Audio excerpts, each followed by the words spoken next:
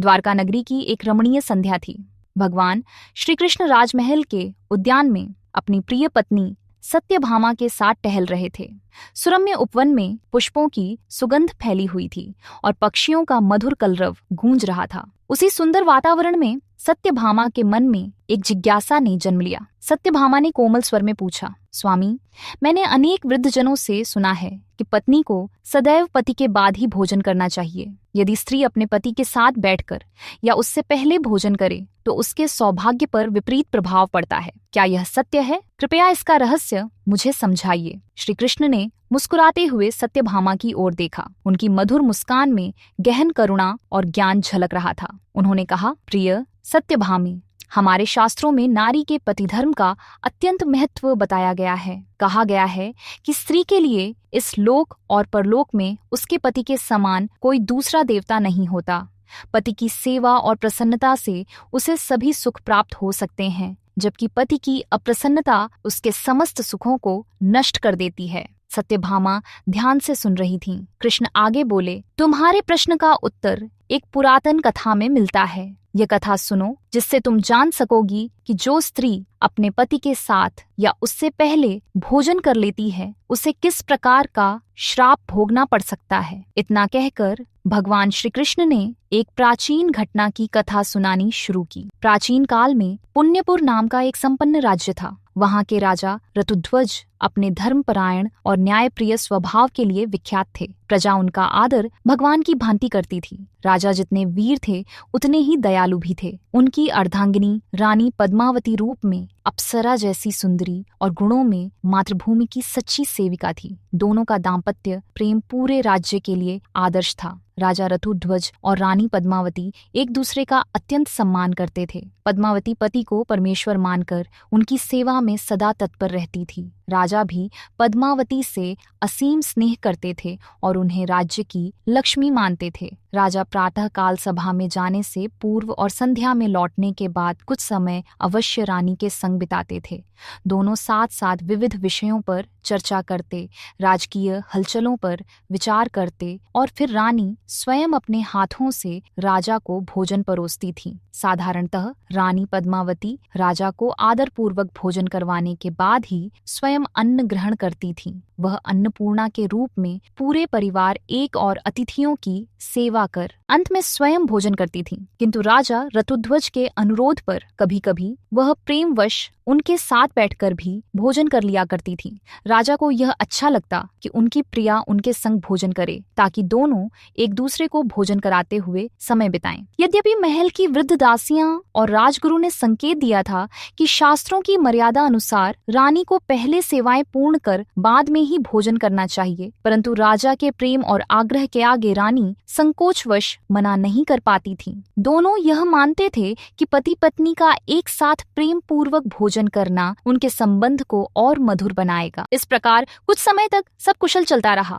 राजा और रानी की प्रेमपूर्ण दिनचर्या से प्रजा भी प्रसन्न थी। रानी पद्मावती प्रजाजनों में दान पुण्य करती, भूखों को भोजन करवाती और अतिथियों का मान रखती। इस कारण प्रजा उन्हें माता की तरह पूजती थी। राजमहल में भी प्रत्येक आगंतुक का आदर सत्कार होता था। राजा स्वयं अतिथि सत्कार के महत्व को जानते थे। एक दिन ऋषि दुर्वासा अचानक पुण्यपुर पधारे। दुर्वासा अपने उग्र स्वभाव और त्वरित श्राप देने की प्रवृत्ति के लिए प्रसिद्ध थे। कहते हैं कि छोटी सी अवमानना होने पर भी दुर्वासा ऋषि क्रोधित होकर कठोर श्राप दे देते थे। उस संध्या दुर्वासा मुनि दूर से यात्रा करके थके मांदे राजा ऋतुध्वज के महल पहुंचे। उनकी जटाएं बिखरी थीं, देह पर धूल थी और मुख से तेज प्रकाशमान हो रहा था। द्वारपाल ने तुरंत अंदर सूचना भिजवाई कि महान तपस्वी दुर्वासा द्वार पर पधारे हैं। संयोग से उसी समय राजा ऋतुध्वज अपने निजी कक्ष में रानी पद्मावती के साथ भोजन करने बैठे थे। दिन भर के राजकाज के बाद राजा ने इच्छा व्यक्त की थी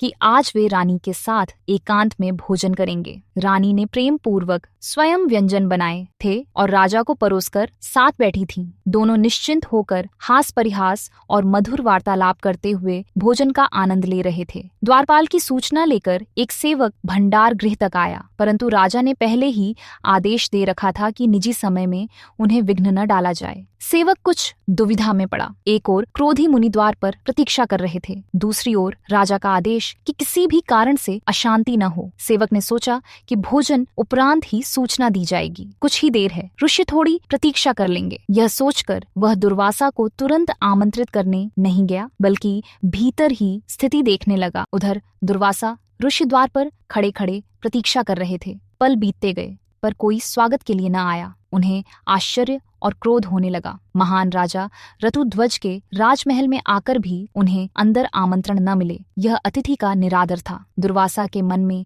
क्रोध की ज्वाला धधक उठी। अपनी दिव्य दृष्टि से उन्होंने भीतर का दृश्य देख लिया। राजा रानी प्रसन्नचित्त होकर साथ भोजन कर रहे थे, जबकि एक अतिथि, वह स्वयं द्वार पर खड़ा उपेक्षित था। क्रोध से दुर्वासा ऋषि की आंखें लाल हो गईं। उन्होंने जोर से आवाज लगाई, राजा रतुध्वज, तू धर्मपालक राजा कहलाता है, पर तेरे द्वार पर एक अतिथि भूखा खड़ा है और तू अपनी रानी संग भोजन में मग्न है। यह धर्म का उल्लंघन है। उनकी वाणी महल के प्रांगण में गूंज उठी। राजा और रानी चौंक पड़े। पद्मावती ने घबराकर कहा, स्वामी, कोई महात्मा रुष्ट हो रहे हैं, हमें शीघ्र बाहर चलना चाहिए। राजा रतुध्वज ने तुरंत हाथ धोए और दोनों आतुरता से उठकर द्वार की ओर दौड़े। जैसे ही वे महल के द्वार तक पहुंचे, उन्होंने क्रोध से तमतमाते दुर्वासा ऋषि को प्रांगण में खड़े देखा। राजा रतुध्वज ने विनम्रता से हाथ जोड़कर उनका अभिवादन किया और कहा, हे महर्षि, कृपया क्षमा करें, मुझे आपके आने का समाचार देर से मिला। आपका स्वागत न कर पाने के लिए क्षमा प्रार्थी हूँ। कृपया भीतर पधारें एवं हमारे अन्न का स्वीकार करें। रानी पद्मावती भी भयभीत होकर ऋषि के चरणों में झुक गई और बोली, भगवन, हमारी भूल को क्षमा कीजिए। आपके आगमन का ज्ञान न होने से हम चूक गए। कृपा कर हमें दंड नहीं, आशीर्वाद दें। भीतर पधार कर भोजन ग्रहण करें, यही हमारे लिए सौभाग्य होगा। दुर्वासा ऋषि का क्रोध शांत होने का नाम नहीं ले रहा था। उन्होंने तीखे स्वर में कहा, अब भीतर बुलाने से क्या लाभ? जब भूखा अतिथि द्वार पर खड़ा था, तब तुम दोनों दंपति भोजन का सुख ले रहे थे। राजा होते हुए रतुध्वज, तुमसे यह अपेक्षा न थी। और रानी पद्मावती, तुम पतिव्रता होने का दिखावा करती हो, पर तुमने भी धर्म का पालन नहीं किया। ऋषि के कठोर वचन सुनकर राजा सिर झुकाए दोष स्वीकार कर रहे थे। पद्मावती के नेत्रों में आंसू भर आए। वह गिड़गिड़ा कर बोली, महर्षि, हमसे भारी भूल हुई है। अज्ञानतावश हमने अतिथि को प्रतीक्षा करवाकर घोर अनुचित कार्य किया है।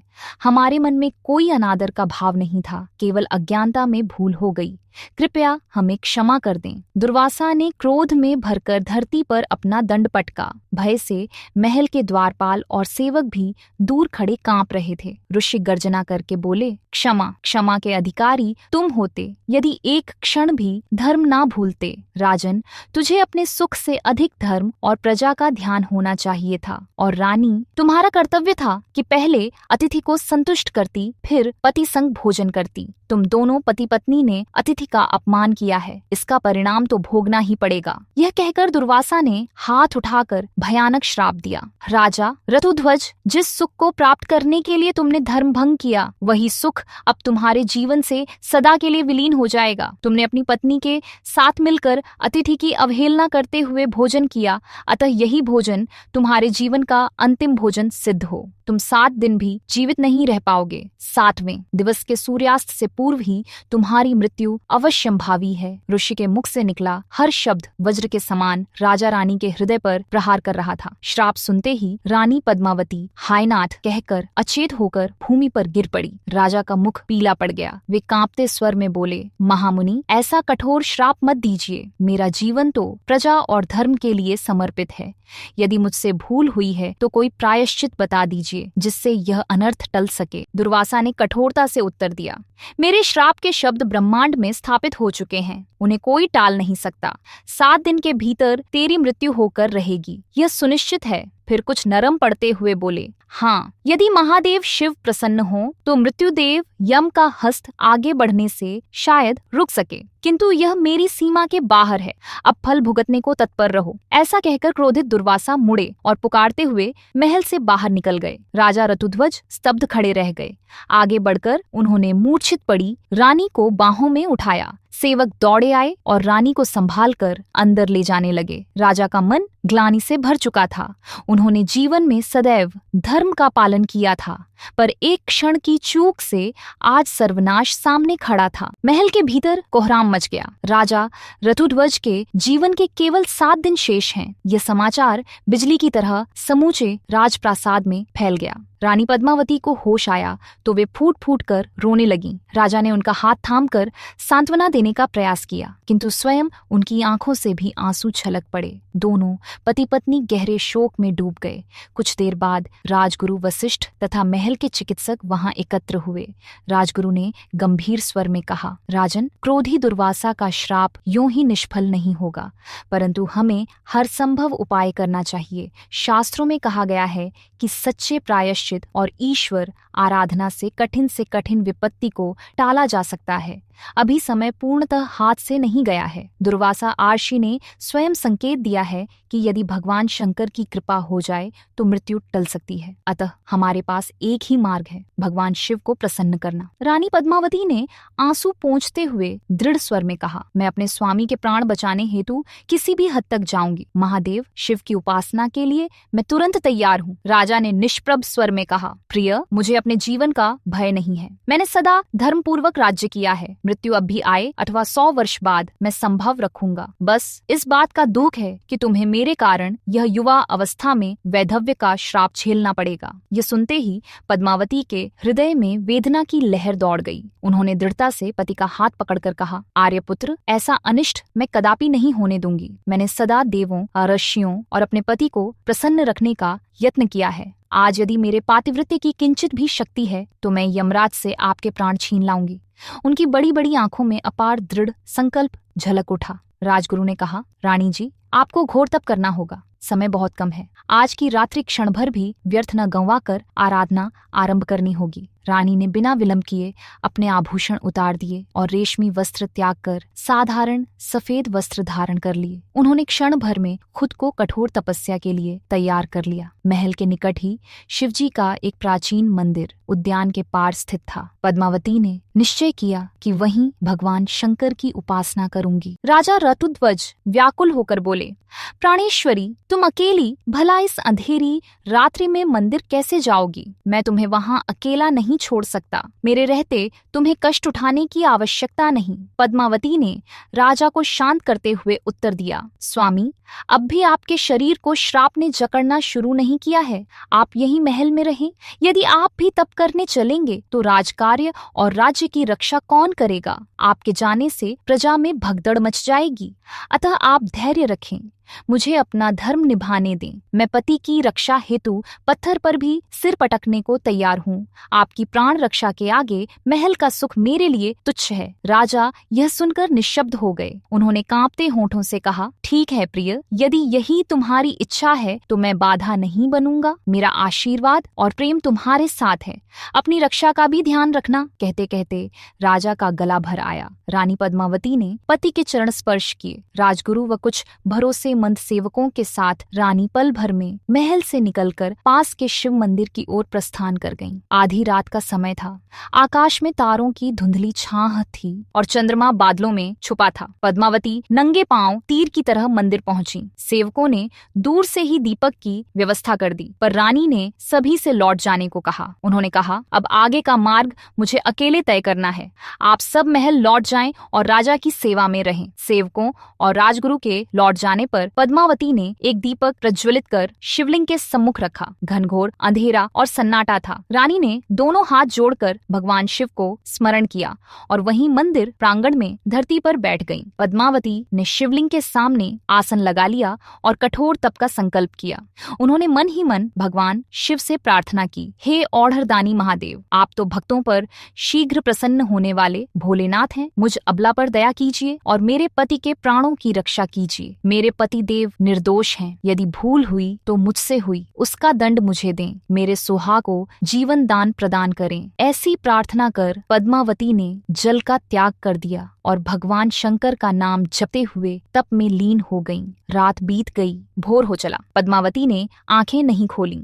उन्होंने उपवास का व्रत रख लिया था। प्रथम दिन उन्होंने निराहार रहकर निरंतर एयूएम नमः शिवाय मंत्र का जाप किया। उनके मन में पति का मुखड़ा स्मरण हो आता और वे और जोर जोर से भोलेनाथ का नाम स्मरण करने लगीं। भीषण गर्मी के दिन थे। बिना अन्न जल के रानी का शरीर दुर्बल होने लगा, किंतु उनके संकल्प में लेश मात्र भी कमी नहीं आई। दोपहरी में भी वे शिव मंदिर के बाहर प्रांगण में धूप में खड़ी होकर आंखें बंद किए झप करती रहीं। दूसरे दिन राजा रतुध्वज को श्राप का असर महसूस होना शुरू हुआ। उनके शरीर में ज्वर चढ़ आया और वे दुर्बलता अनुभव करने लगे। फिर भी वे स्वयं को धीरज बंधाते रहे और राज्य के आवश्यक कार्य निपटाने लगे। मन ही मन वे अपनी जीवन यात्रा को समेटने की तैयारी कर रहे थे, पर हृदय में पत्नी के तप का भरोसा भी जाग रहा था। राजा के अनुरोध पर महल के कुछ सेवक दूर से रानी पद्मावती की कुशल क्षेम पर नजर रखते थे और समाचार लाकर बताते थे। उन सेवकों ने देखा कि रानी ने अन्न जल कुछ ग्रहण नहीं किया है और घोर तपस्या में तल्लीन है। राजा यह सुनकर चिंतित तो हुए, पर उन्हें अपनी रानी के धैर्य और शक्ति पर गर्व भी हुआ। इधर पद्मावती तीसरे दिन भी निराहार तप करती रहीं।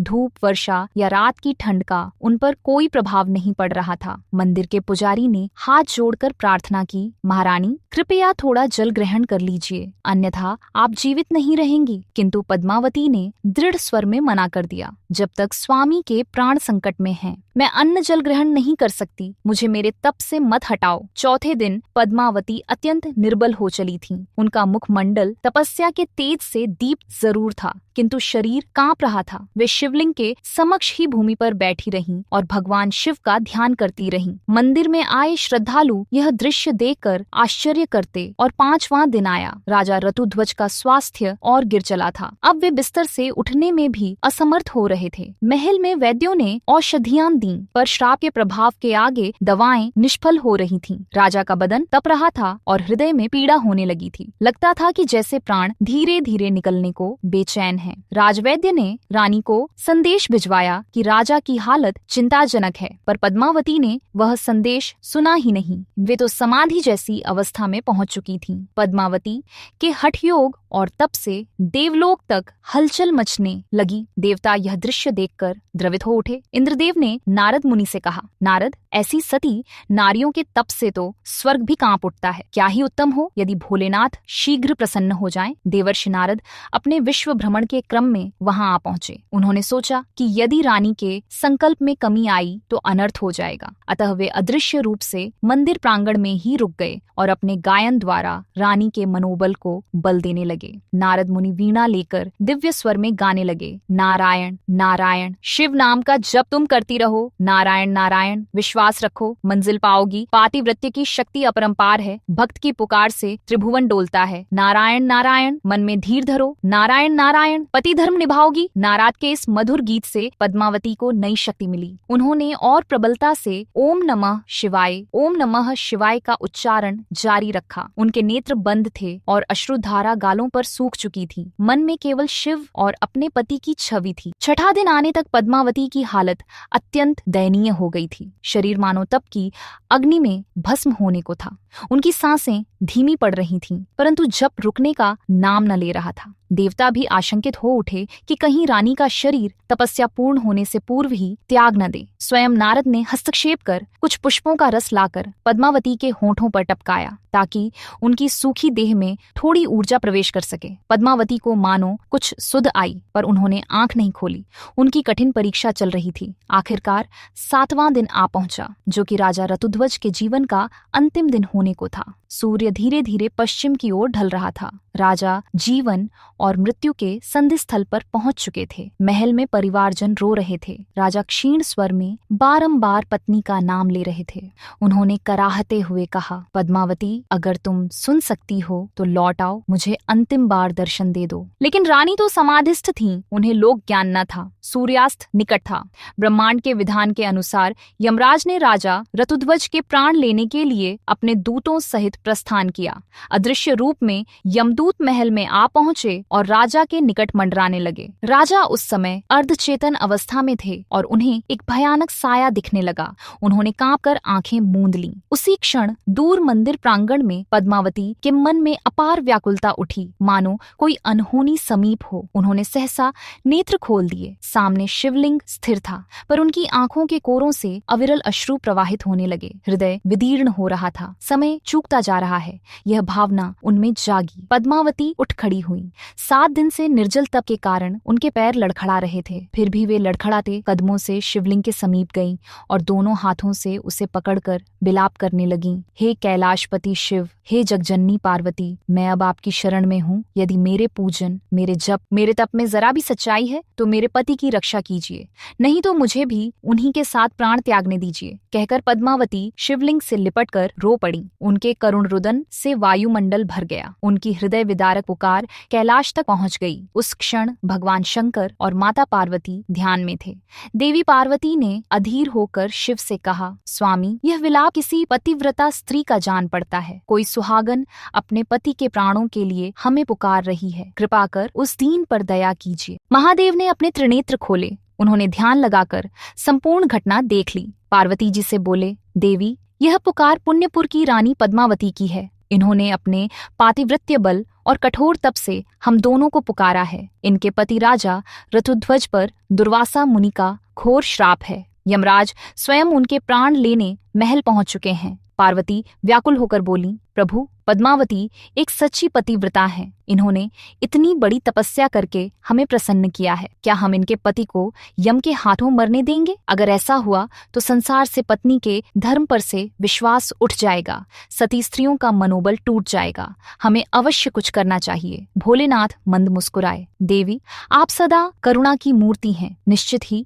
जिसने हमें इतनी श्रद्धा से स्मरण किया है उसकी सहायता करना हमारा कर्तव्य है। यद्यपि दुर्वासा के श्राप को पूर्णतः समाप्त करना उचित नहीं, किंतु आपकी प्रार्थना पर हम इस दंपति का कल्याण अवश्य करेंगे। इतना कहकर भगवान शिव तत्काल वहां से अंतर्ध्यान हो गए।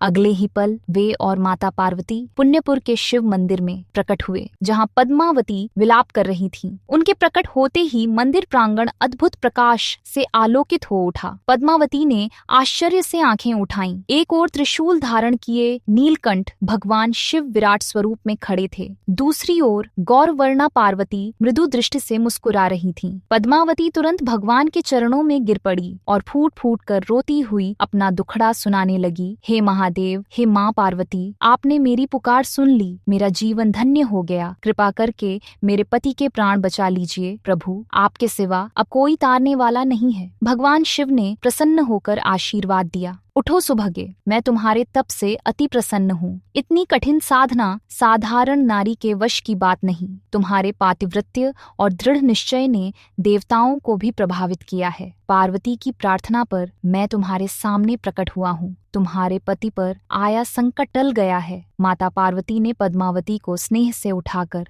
अपने अंक में भर लिया। माता ने उसके क्षीण शरीर को हाथ से स्पर्श करते ही एक दिव्य ऊर्जा प्रदान की। क्षण भर में रानी की दुर्बलता दूर हो गई और उनमें नई चेतना का संचार हुआ। पद्मावती ने विस्मित होकर महसूस किया कि उनका शरीर पहले की भांति स्वस्थ एवं सबल हो गया है। शिवजी बोले, दुर्वासा के श्राप को मैं पूर्ण रूप से निष्फल नहीं कर सकता था, किंतु तुम्हारी भक्ति के कारण मैंने यमराज को आदेश दिया है कि राजा ऋतुध्वज के प्राण न लिए जाएं। यम के दूत वापस लौट चुके हैं। तुम्हारे पति अब दीर्घायु होंगे। पद्मावती ने कृतज्ञता से आंखें मूंदकर शिव परिवार को प्रणाम किया। उनकी आंखों से आनंद और भक्ति के आंसू बह रहे थे। हे त्रिपुरारी, हे महादेव, आपके चरणों में कोटि कोटि प्रणाम। आपने मेरी लाज रख ली। मैं जीवन भर आपकी आनी रहूंगी, वह बोली। माता पार्वती ने प्रेम पूर्वक कहा, पुत्री, तुम्हारा जीवन धन्य है। सदा अपने पति धर्म का पालन करती रहो। अब तुम्हारे सुहाग को कोई भय नहीं। जाओ, अपने स्वामी के पास जाओ। वे स्वस्थ हो उठे हैं और तुम्हें पुकार रहे हैं। शिवजी ने हाथ उठाकर कहा, पद्मावती, तुम जैसी पतिव्रता स्त्री के लिए मेरा आशीर्वाद है कि तुम सदा सुहागन रहोगी। जाओ, अपने पति के साथ धर्मपूर्वक राज्य का पालन करो, किंतु एक बात स्मरण रखना, भविष्य में कभी भी अतिथि का निरादर मत होने देना और न ही अपने व्यक्तिगत सुख के लिए धर्म की अवहेलना करना। तुम्हारे तप ने तुम्हारे पति के प्राण तो बचा लिए, पर हर किसी को ऐसा अवसर नहीं मिलता। अतः भविष्य में कोई स्त्री ऐसी भूल न करे कि उसे तुम्हारे समान कष्ट उठाने पड़े। भगवान शिव की वाणी में चेतावनी भी थी और आशीर्वाद भी। रानी पद्मावती ने सिर झुकाकर जो आज्ञा कहा। भगवान शिव और पार्वती अगले ही पल अदृश्य हो गए। मंदिर में मानो कुछ क्षण को स्वर्ग उतरा था, फिर पूर्ववत अंधेरा छा गया, पर अब पद्मावती के हृदय से अंधेरा मिट चुका था। आशा का प्रकाश दमक रहा था। उन्होंने तुरंत स्वयं को संभाला और तेज कदमों से महल की ओर रुख किया। जैसे ही वे महल के द्वार पर पहुंची, देखा कि सभी मंत्री, सेवक और राज परिवार के लोग आनंद विभोर होकर हर हर महादेव के जयकारे लगा रहे हैं। पद्मावती सीढ़ियां चढ़ भीतर गईं तो सामने देखा राजा ऋतुध्वज स्वस्थ मुद्रा में सिंहासन पर बैठे हैं। उनके मुख पर तेज झलक रहा है और शरीर फिर से पुष्ट हो गया है। राजा ने पद्मावती को देखते ही बाहें फैला दी। रानी दौड़कर उनकी छाती से लग गई और दोनों की आंखों से हर्ष के आंसू बह निकले। उपस्थित जनसमूह ने करतल ध्वनि से इस मिलन का स्वागत किया। कुछ ही देर पूर्व जहां महल में शोक छाया था, वहां अब अपार हर्ष और उत्सव का माहौल था। समस्त जन उमा महेश्वर की जय और सती पद्मावती की जय के नारे लगा रहे थे। राजा ऋतुध्वज ने कोमल स्वर में रानी से कहा, प्रिय पद्मावती, यह सब तुम्हारे तप और भक्ति का परिणाम है। मैं आज जीवन दान पाकर कृतार्थ हो गया। याद रखूंगा कि मेरे प्राण मेरी पत्नी के आर्णी हैं। रानी ने नम्रता से उत्तर दिया, स्वामी, यह सब महादेव की कृपा और आपकी शुभ कीर्ति का फल है। मेरे तप की शक्ति भी आपकी धर्मनिष्ठा से ही थी। उस दिन पूरे राज्य में उत्सव मनाया गया। शिव मंदिर में महाभंडारा कराया गया, जहां पद्मावती ने अपने हाथों से हजारों गरीबों और ब्राह्मणों को भोजन कराया। राजा ऋतुध्वज ने स्वयं सभा में घोषणा की कि आगे से वे कभी भी राजा रानी का निजी सुख कर्तव्य से बढ़कर नहीं होने देंगे। दुर्वासा आर्षि को ढूंढकर उनसे क्षमा याचना हेतु दूत भेजे गए। समाचार मिला कि स्वयं दुर्वासा मुनि ने शिव द्वारा राजा के रक्षक होने का समाचार सुनकर प्रसन्नता व्यक्त की और अपना क्रोध त्याग दिया है। राजा और रानी ने उसके बाद जीवन पर्यंत धर्म मर्यादा का पालन किया। पद्मावती ने फिर कभी भी ऐसी भूल नहीं की जिससे धर्म अथवा अतिथि का अपमान हो। वे सदा पहले पति और परिवार की सेवा कर बाद में स्वयं भोजन ग्रहण करती थीं। उनके जीवन की यह घटना आसपास के राज्यों में एक मिसाल बन गई। भगवान श्री कृष्ण ने कथा समाप्त करते हुए सत्यभामा से कहा, देखा सत्यभामे, पति पत्नी को प्रेम अवश्य करना चाहिए, पर धर्म की मर्यादा को भंग करके नहीं। रानी पद्मावती के उदाहरण से स्पष्ट है कि अगर कोई स्त्री अज्ञानवश भी धर्म विरुद्ध आचरण करती है, जैसे अतिथि के रहते पति संग भोजन करने की भूल, तो उसे कितना बड़ा संकट झेलना पड़ सकता है।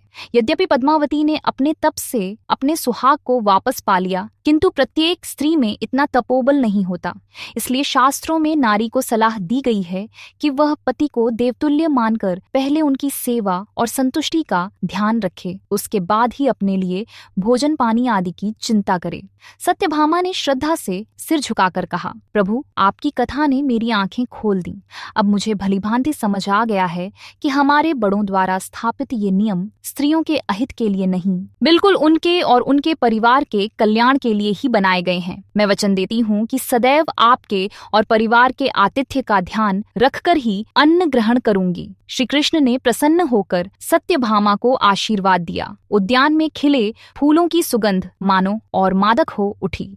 सत्यभामा के मन से समस्त शंकाएं दूर हो चुकी थीं। उन्होंने प्रेम और कृतज्ञता से भरकर भगवान को निहारते हुए सोचा कि नारी का सच्चा सुहाग तो अपने पति की दीर्घायु और सुख में ही निहित है। इस प्रकार यह कथा हमें शिक्षा देती है कि जो स्त्री अपने पति धर्म का पालन नहीं करती और पति से पहले या पति के साथ लापरवाही से भोजन कर लेती है, उसे अनजाने में पाप का भागी बनना पड़ता है तथा उसके सुख सुख सौभाग्य पर विपरीत असर पड़ सकता है। अतः हर सुहागन को चाहिए कि वह अपने पति के प्रति आदर और कर्तव्य निभाते हुए ही आहार ग्रहण करे। ऐसी सेवा भावना से दाम्पत्य जीवन में प्रेम और विश्वास बढ़ता है और देवी लक्ष्मी की कृपा बनी रहती है। जो स्त्रियां इसे समझकर आचरण करती हैं, आपका सुहाग अखंड रहता है और गृहस्थ जीवन सुख समृद्धि से भर जाता है। अगर आपको कहानी पसंद आई हो तो वीडियो को लाइक और कमेंट जरूर करें। कहानी को अपने दोस्तों और परिवार के साथ शेयर करें और ऐसी ही और खूबसूरत कहानियों के लिए हमारे चैनल को सब्सक्राइब करना न भूलें। आप सभी का धन्यवाद।